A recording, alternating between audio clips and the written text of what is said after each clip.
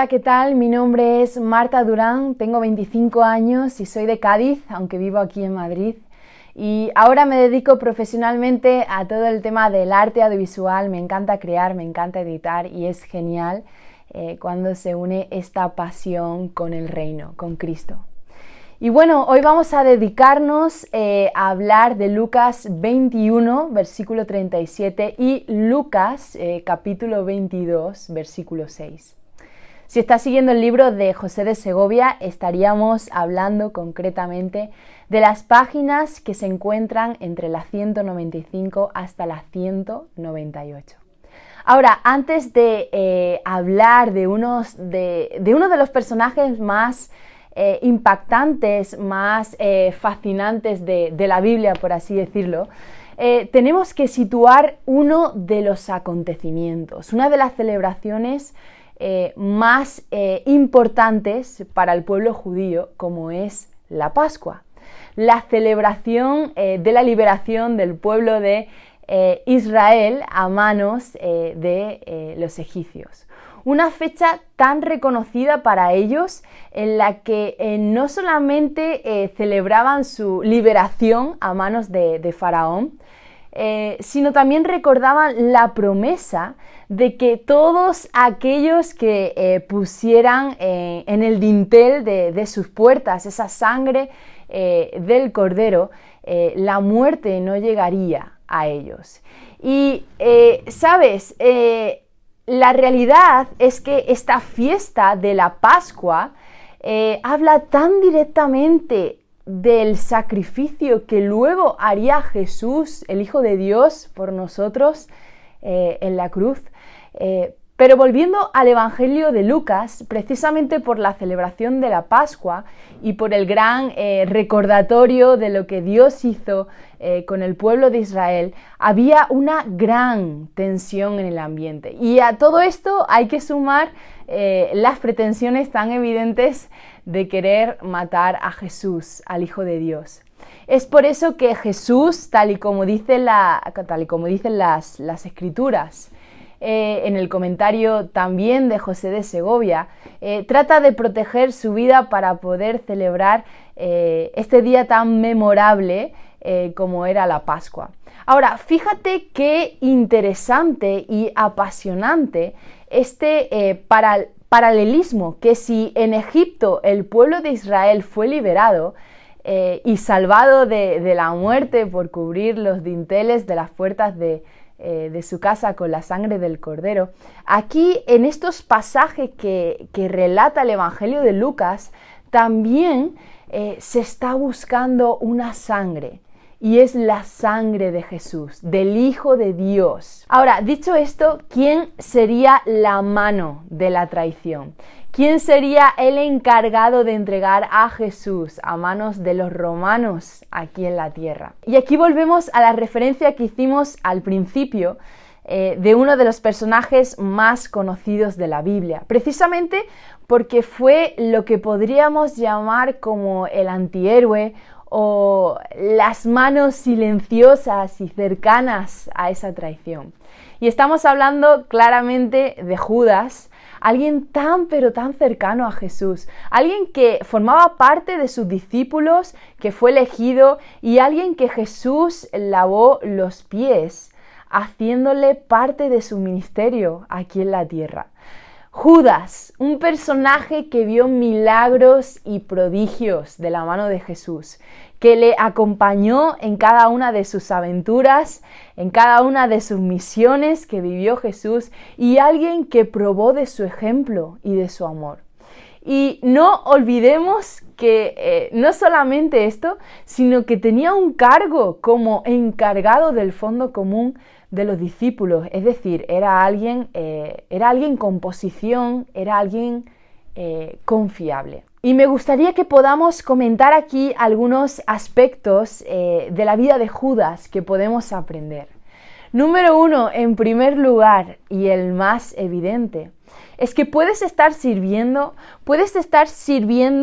representando visiblemente cosas que provienen de su reino, pero lo puedes estar haciendo claramente con motivaciones equivocadas o más claro aún, con pretensiones que no provienen del corazón de Jesús, que no agradan a Jesús. En otras palabras, puedes estar sirviendo al reino, pero no amando al rey. Y aquí vemos perfectamente el poder de la codicia que inundaba el corazón de Judas. Podía tener incluso cierta preocupación visible a los ojos de los demás, dando dinero a los pobres, y sin embargo ejecutar su tarea con un corazón que lo único que le importaba era él mismo, un corazón codicioso. Pero aquí viene algo muy importante, y es que de Dios nadie se burla. Él escudriña lo más profundo de nuestros corazones, aquello que nadie ve. Y todo esto provocó a que su amor por el dinero le llevara a abrir una puerta que fue la que directamente Satanás usó para ejecutar la traición. Y fíjate que mientras otros pensaban en la mejor manera para capturar a Jesús, nadie se hubiera imaginado que iba a ser precisamente de su círculo íntimo alguien que iba a traicionar a Jesús y iba a ejecutar la tarea de la traición. Y llevando este hecho al terreno personal, podemos decir que es muy duro cuando alguien de tu círculo íntimo te traiciona.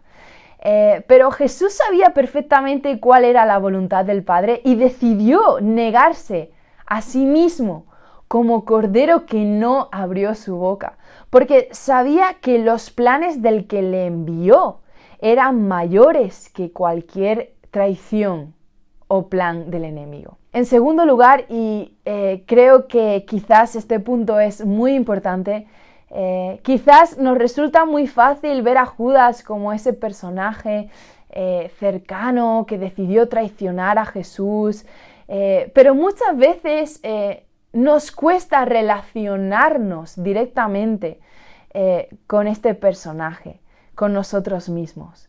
¿Y a qué me refiero cuando digo esto? ¿En qué sentido estoy hablando? En el sentido de que tú y yo, al igual que Judas, también fuimos los primeros en traicionar a Jesús.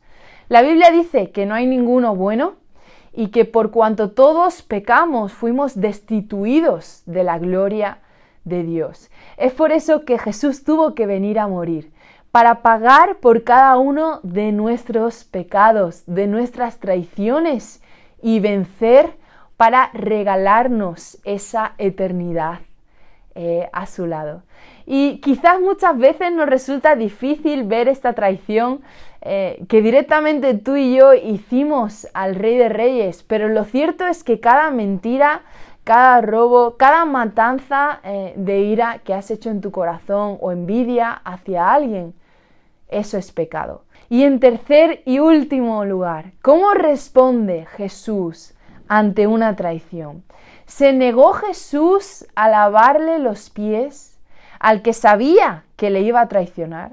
¿Amó Jesús a Judas tanto como a sus otros discípulos y le hizo parte del privilegio que suponía andar junto a él? La respuesta claramente a esto es sí, y esto es una completa locura a la mentalidad humana.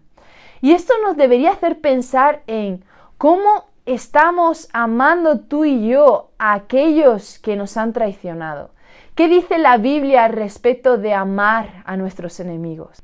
Y sabes, me parece tan asombroso que el Hijo de Dios haya venido a este mundo, Él siendo rey, para darnos una lección a todos de lo que realmente significa la humildad y el amar a nuestros enemigos.